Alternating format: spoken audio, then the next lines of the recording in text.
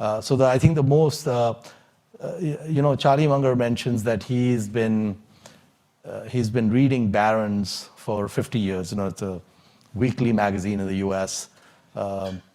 And he read it from like the 1960s onwards. And in 2003, after 50 years of reading Barron's, he got a stock tip from Barron's.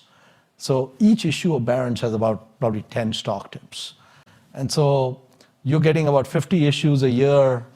Over 50 years is 2,500 issues, 25,000 stock tips. Okay, so he goes through all the 25,000 stock tips, picks one. Okay, after 50 years, which was a company called Tenneco, auto parts and service centers and such. And in 3 years, so he puts $10 million into Tenneco in 2003.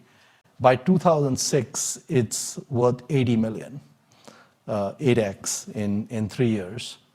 And then he gives that 80 million to, for the first time in his life, an outside manager, Li Lu, investing in Chinese equities.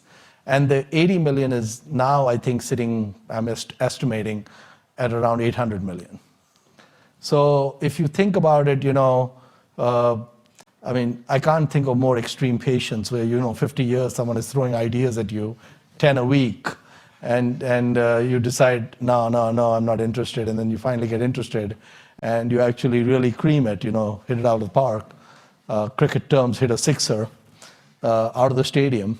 And then you do a 2-for, 8x and then a 10x.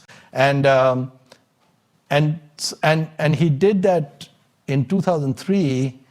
He's 80 years old.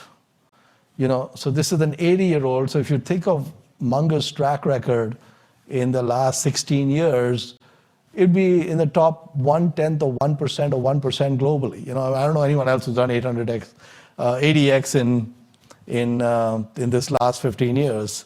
And so the willingness to wait for a really fat pitch is a very, very important trait. Almost equally important is sticking to circle of competence. So making sure that we're investing in things that we understand really well.